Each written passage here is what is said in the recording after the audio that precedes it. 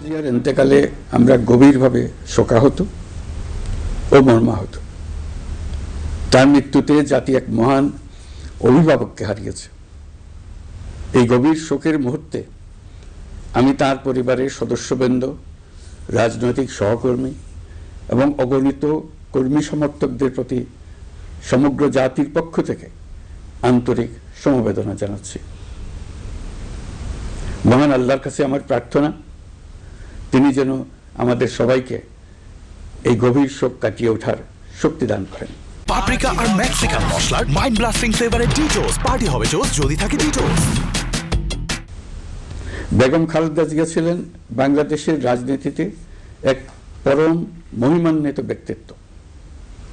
গণতন্ত্র, বহুদলীয় রাজনৈতিক সংস্কৃতি এবং জনগণের অধিকার প্রতিষ্ঠার সংগ্রামে তার অসামান্য ভূমিকা ইতিহাসে অম্লান হয়ে থাকবে। স্বৈরাচার ও ফেসিবাদের বিরুদ্ধে তার আপসহীন নেতৃত্ব বারবার জাতিকে গণতন্ত্রহীন পরিস্থিতি থেকে উত্তরণের পথ দেখিয়েছে এবং মুক্তির প্রেরণা জুগিয়েছে। দেশ ও জাতির প্রতি তার সমুজ্জ্বল অবদান জাতি চিরকাল শ্রদ্ধার সাথে স্মরণ করবে। তার দীর্ঘ রাজনৈতিক যাত্রা, গণমুখী নেতৃত্ব এবং প্রিয় মাতৃভূমির স্বাধীনতা ও সার্বভৌমত্বকে সমুন্নত রাখতে তার অবিচল ভূমিকা অবিস্মরণীয় হয়ে থাকবে। এমন একজন মহান দূরদর্শী ও নিখাদ দেশপ্রেমিক নেত্রীর শূন্যতা পূরণ হবার নয়। প্রিয় দেশবাসী, এই শোকাবহ মুহূর্তে আপনাদের প্রতি আমার উদাত্ত আহ্বান, আসুন আমরা সবাই যার যার অবস্থান থেকে মহান আল্লাহর দরবারে বেগম খালেদা জিয়ার বিদেহী আত্মার মাগফিরাত কামনা করি। একই সঙ্গে জাতির এই কঠিন সময়ে আমরা যেন ঐক্যবদ্ধ থাকি। শোকের এই সময়ে কেউ যেন অস্থিতিশীলতা বা নাশকতার অপচেষ্টা চালাতে না পারে, সে বিষয়ে আমি সবাইকে সজাগ থাকার আহ্বান জানাচ্ছি। এই সময়ে আমাদের সবার দায়িত্বশীল ভূমিকা পালন করা অত্যন্ত জরুরি।